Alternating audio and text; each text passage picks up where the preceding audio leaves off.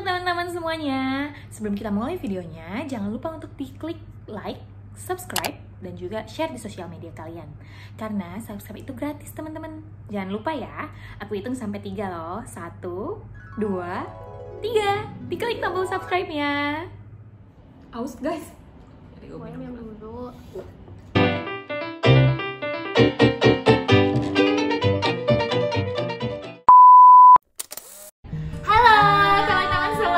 Kembali lagi di channel YouTube aku. Jadi pada kesempatan kali ini, sebelumnya aku sudah sempat ada informasikan di Instagram aku kalau aku mau bikin Q&A tentang kehidupan di Malaysia. Nah, di video kali ini aku nggak cuma sendirian nih, ada teman aku juga di sini akan bantu jawab pertanyaan-pertanyaan tersebut. Boleh diperkenalkan teman aku di sini namanya siapa?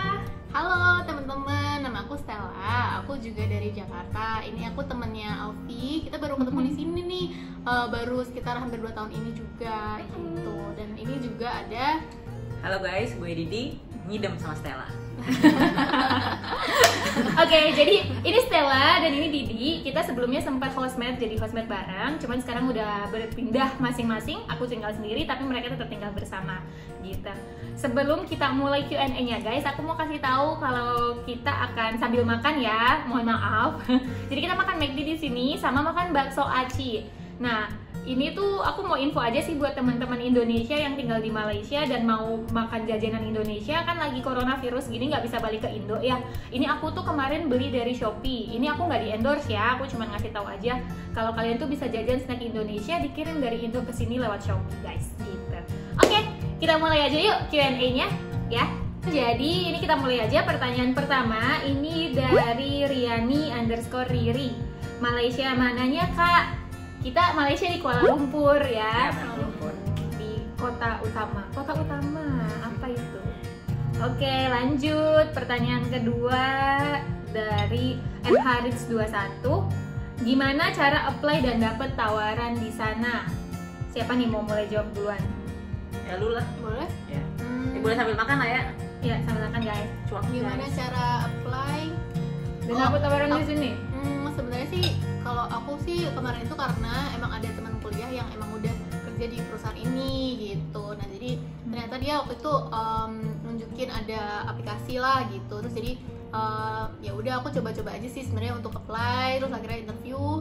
Ya bener-bener yang kayaknya cuma seminggu 2 minggu gitu. Terus langsung apply visa, langsung terbang deh bener-bener. Ya udah gitu. Gitu sih kalau aku.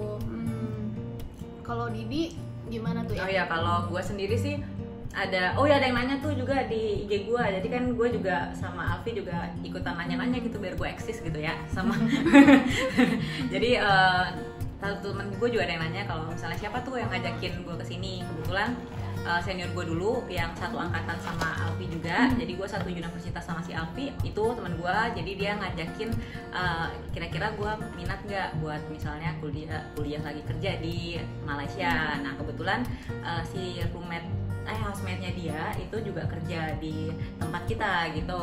Nah jadi ya udah gue okein aja. Waktu itu gue juga belum tahu sih kantornya apa, tapi ya alhamdulillah jodoh sama teman-teman. Oh iya, jadi dua-duanya mereka dari referensi guys. Lu doang yang enggak. Aku nggak tahu, out of nowhere saat itu emang lagi kepengen kerja di luar negeri, terus kebetulan aja dapet approach dari recruiter.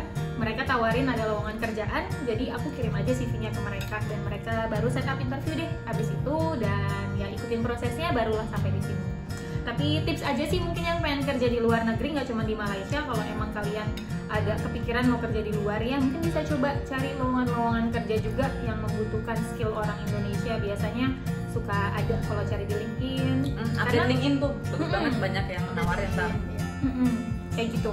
Oke, lalu pertanyaan pertanyaan selanjutnya. Oke, ini pertanyaan selanjutnya dari Faizal Lukman. Kenapa sih kerja di KL nggak di Indonesia aja? Siapa nih mau jawab duluan? Didi. Gaji guys. Gaji. Ya benar sih. Ya kalau gue sih realistis aja. Jadi menurut gue kalau compare sama kita kerja di Indo, apalagi di Jakarta, itu untuk buat gaji yang sekitar dapetin itu, lu harus kerja lembur terus dan menurut gue capek banget lah ya. Karena lu juga nanti capek di jalan. Sedangkan kalau di sini gue akuin memang so far semua dari tempat kerja gue yang lama yang paling nyaman di sini sih.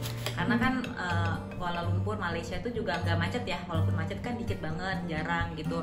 Dan juga tipe pekerjaan kita semua ini yang memang saat lu pulang ya udah lu pulang aja, nggak mikir kerjaan. Jadi menurut gue worth it sih gitu. Oke, kalau Stella gimana? Bener banget. Soalnya kalau kerjaan ini bener-bener yang on time gitu kan, terus juga nggak dibawa pulang, dan juga memang mungkin kalau dari tanggung jawab dan dari segi penghasilannya atau maksudnya pendapatannya itu worth it banget sih. Dan yang paling penting sebenarnya teman-temannya sama manajemennya sih itu oke banget gitu, karena kan ada juga kayak mungkin manajemennya agak-agak gak enak gitu ya, atau atasannya gimana. Kalau ini tuh semua enak banget sih, jadi makanya bisa bertahan ya. Punya free time kan lu bisa YouTube Ya, bahkan bisa bikin YouTube ini. Oke, jualan. berarti di sini Stella sama Didi ini poinnya sama ya. Lebih kalian tuh lebih dari segi kerjaannya, di sini kerjaan kalian yang sekarang mungkin ya seperti itu lebih enak dari kerjaan sebelumnya di Indo. Oke, kita lanjut pertanyaan selanjutnya dari Cece Mataniari. Living cost-nya, rent cost-nya, sama job opportunities. Oh, ini juga gabungan sama pertanyaan selanjutnya juga nih dari M.N. Kim. Tinggal di apartemen kak, di sana murah nggak tempat tinggal? Baik, kita bahas aja nih sekarang tentang living cost ya, sama rent cost. Kalau dari yang rumah mereka tuh sultan guys. Jadi tolong dijelaskan dulu gimana living cost dan juga rent cost-nya di sini ibu-ibu. Aduh, enggak lah. Bener-bener sesuai dengan budget sih, budgetnya aja gitu. Tergantung lu lah. Kalau menurut gua, kalau misal lu lebih mau jalan, misalnya mau effort, lu bisa dapet yang satu kamar kayak 600 ringgit, 800 ringgit kayak gitu kan. Cuma kalau misalnya lu nyarinya emang unit itu biasanya di sini minimal 1.500 kayak gitu. Jadi ya it's your choice. Ya, oke. Jadi berarti semuanya tergantung dari kalian sih. Living cost di sini range-nya itu beda-beda ya. Kalau dari aku itu kalian kalau mau cari harga dari 500 ringgit sampai yang berapa ribu ringgit itu ada, tergantung dari uangnya kalian bisanya berapa gitu. Satu ringgitnya itu anggaplah 3.400, mungkin sekitar 1.500-an, 1.700.000 paling murah untuk sewa kamar doang ya di sini gitu. Kalau tengah kota udah otomatis lebih mahal. Kalau di agak pinggiran-pinggiran daerah Petaling Jaya dan sana-sana itu lebih murah. Dan ada satu sih guys di sini buat pesan aku buat temen-temen yang emang mau pindah ke Malaysia. Bedanya di sini kalau sama di Indo, kalau sewa rumah di Indo itu sewa apartemen, kalian kan bayarnya tahunan ya. Kalau di sini kita bayarnya per bulan. Cuman di sini untuk depositnya sendiri itu biasanya pada umumnya itu 2,5 bulan. Jadi di awal kita harus bayar 3,5 bulan gitu. Kalian tergantung sih kalau mau ngomongin living cost ya, tergantung dari pribadinya masing-masing. Kalau kalian boros ya kalian bisa aja habis bisa nyampe buat makan doang sama transportasi sampai 20 ringgit. Iya, itu kalau udah boros ya itu berarti sekitar 50.000 sampai 100.000 lah ya sekali makan.